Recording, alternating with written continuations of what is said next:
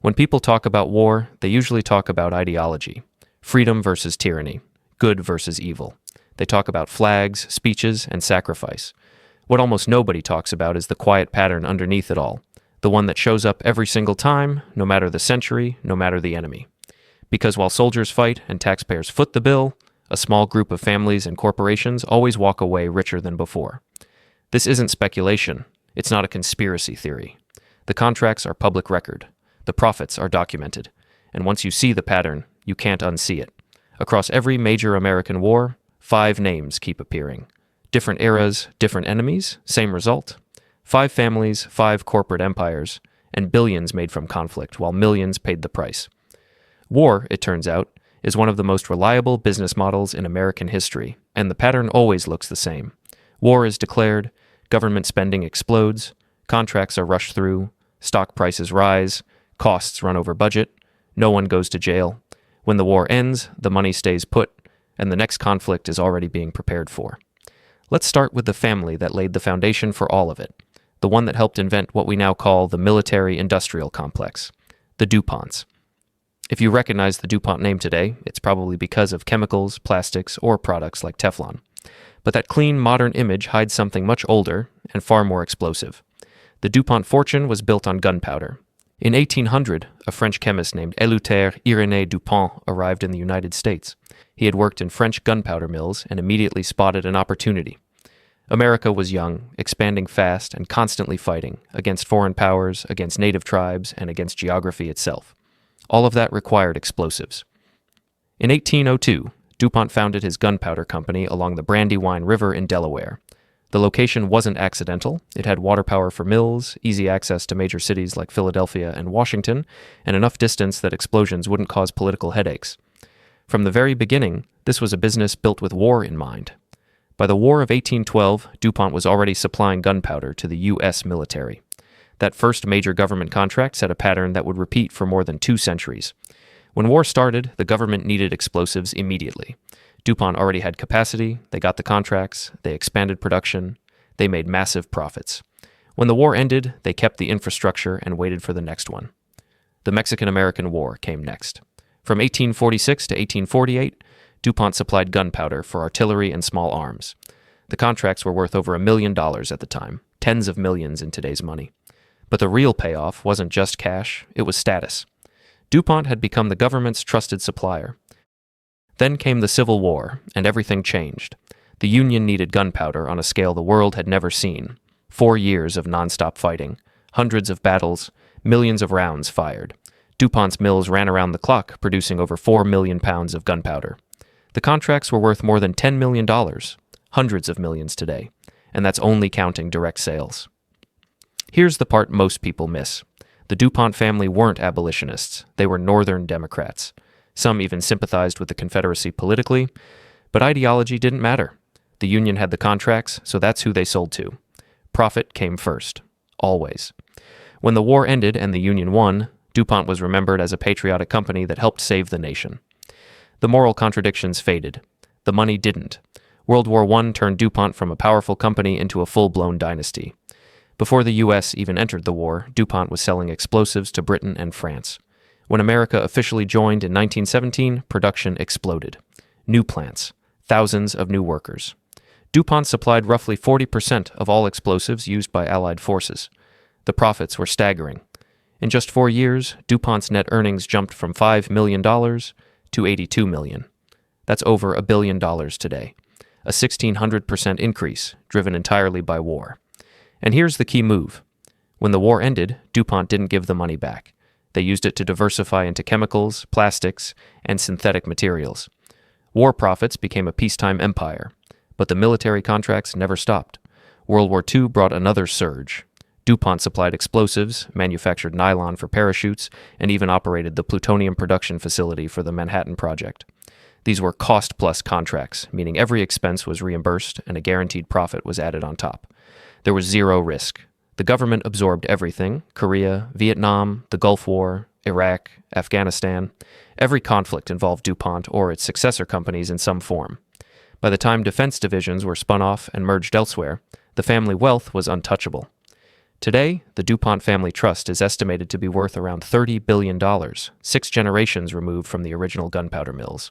And DuPont was just the beginning, because explosives may start wars, but modern wars run on fuel.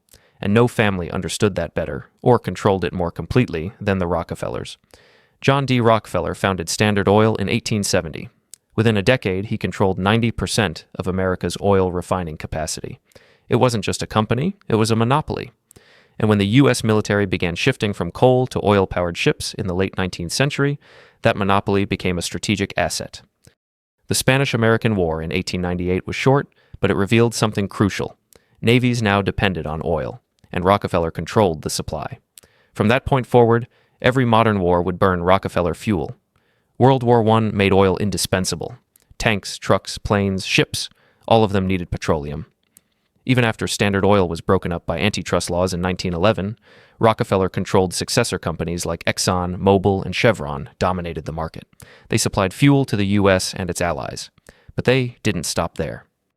Rockefeller's subsidiaries also sold oil to Germany, using neutral intermediaries, even after the war began. It was legal, technically separate entities. Business, not treason. Profit from both sides of the conflict helped make the Rockefellers the wealthiest family in America and turned John D. Rockefeller into the world's first billionaire. World War II followed the same pattern. Rockefeller companies supplied fuel to the U.S. military under cost-plus contracts. They even shared critical synthetic rubber patents with Nazi Germany through corporate partnerships, prolonging the war. A Senate investigation confirmed it, but nothing happened. The military needed the fuel. The contracts continued. By the Cold War, oil money had become so politically sensitive that the Rockefellers began stepping back publicly. But the wealth was already secured, an estimated $11 billion today, built on oil burned in wars across the globe, explosives, fuel. That's how wars are fought.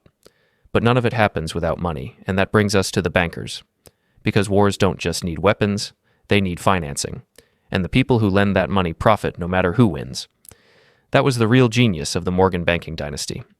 J.P. Morgan built his empire on a simple truth. Governments at war will borrow at any cost. The alternative is losing. By World War I, Morgan banks had lent billions to Britain and France, while the U.S. was still officially neutral. Those loans tied America's economy to the war long before soldiers were sent overseas. By the time the U.S. entered the conflict, neutrality was impossible, too much money was on the line, and that pattern, financing war, collecting interest, then financing the aftermath, would repeat again and again for the next century.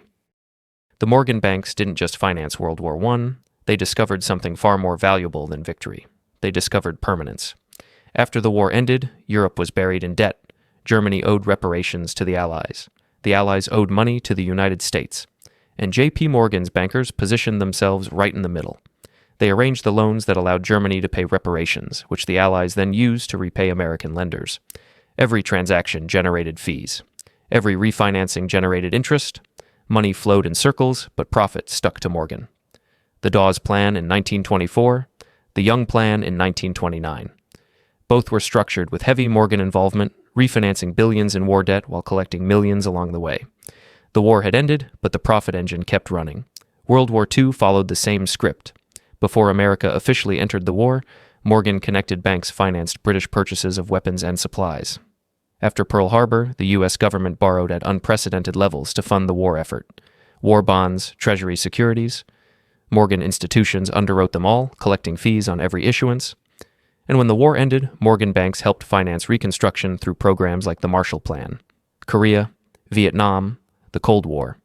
Every conflict required massive government borrowing, and Morgan-linked institutions were always there, quietly collecting interest.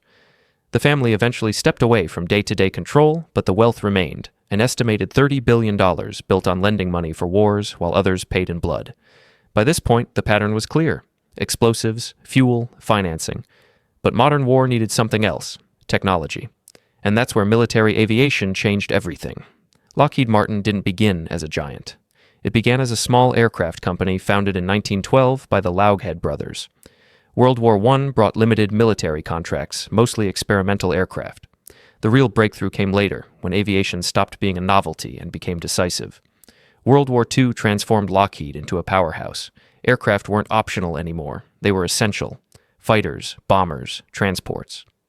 Lockheed built the P-38 Lightning, producing over 10,000 units. They built the Hudson bomber.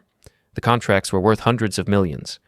But Lockheed's real innovation wasn't engineering, it was politics. They learned to embed themselves into the system. Factories were placed in key congressional districts. Former military officers were hired as executives. Canceling a Lockheed contract didn't just mean canceling a weapon, it meant killing jobs in a senator's home state. That made the company untouchable. After the war, the Cold War kept contracts flowing. Lockheed built the U-2 spy plane, the SR-71 Blackbird, the C-130 cargo plane that's still flying today. Every decade brought new programs, and the business model stayed the same. Bid low to win the contract. Claim unexpected complexity, come back for more money, and always use cost-plus pricing. The C-5 Galaxy transport plane tells the story perfectly. In 1965, Lockheed won the contract for $2.1 billion. By the time the planes were delivered, the cost had ballooned to $5.3 billion, more than double. Did Lockheed lose money? Not a dollar. The Pentagon covered every overrun. Canceling would have meant admitting failure, so they paid. Vietnam, the Gulf War, Afghanistan, Iraq. Lockheed was there for all of it. In 1995, the company merged with Martin Marietta, becoming Lockheed Martin, the largest defense contractor in the world. By 2023, its revenue hit $65 billion, with 90% coming directly from government contracts. And then there's the F-35, the most expensive weapons program in human history, originally budgeted at $233 billion. Current estimates put total lifetime costs at over $1.7 trillion, 7 times over budget, hundreds of documented defects. And still, the money keeps flowing. Too many jobs, too many districts, too much already spent to stop. Lockheed no longer belongs to a single family, but the pattern they helped perfect continues. War is declared, stock prices rise, costs explode, government pays, shareholders profit. And then there's the company that mastered the art of war support, the business of everything behind the battlefield, Halliburton. Founded in 1919, Halliburton began as an oil services company. But its founder understood something critical. Infrastructure is just as profitable as weapons. Bases, roads, ports, supply chains. Wars can't function without them. By World War II, Halliburton was building military facilities under no-bid, cost-plus contracts. The justification was always urgency. No time for competition, national security demands speed, and with cost-plus pricing, there was no downside. Every expense was reimbursed, or profit was guaranteed. Korea expanded the model, Vietnam perfected it. Through its subsidiary Brown & Root, Halliburton built roads, airfields, and ports across South Vietnam. The contracts were worth billions. They were awarded without competitive bidding, and the political connections ran deep. Brown & Root executives were major donors to Lyndon B. Johnson long before he became president. When Johnson took office, the contracts followed. Coincidence or not, the pattern was unmistakable. The Gulf War in 1991 brought Halliburton back into the spotlight. Dick Cheney was Secretary of Defense. Halliburton received contracts to build facilities across the Middle East. When the war ended, Cheney left government and became Halliburton's CEO.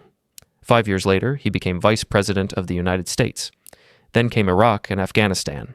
Halliburton's subsidiary KBR received over $40 billion in contracts. No bid, cost plus. They built bases, supplied food, delivered fuel, and managed logistics. Pentagon audits later found billions in waste. Meals never served, fuel never delivered, projects never completed. Halliburton argued that chaos is inevitable in war zones. The government agreed and kept paying. From 2003 to 2008, Halliburton's government contracts increased by 400%. Its stock price tripled. And when Cheney left office, he still held stock options worth millions. By now, the pattern should be impossible to ignore. Every one of these companies positioned themselves before war began. Everyone secured early contracts when competition was impossible. Everyone relied on cost-plus pricing that rewarded overruns instead of efficiency. Everyone hired former regulators, generals, and politicians, and everyone spent millions lobbying for policies that made conflict more likely. This wasn't accidental. It was refined over generations. And the scale is staggering. Adjusted for inflation, DuPont extracted more than $50 billion from military contracts. Rockefeller oil companies over $100 billion. Morgan Banks over $75 billion in interest and fees. Lockheed and its predecessors over $200 billion.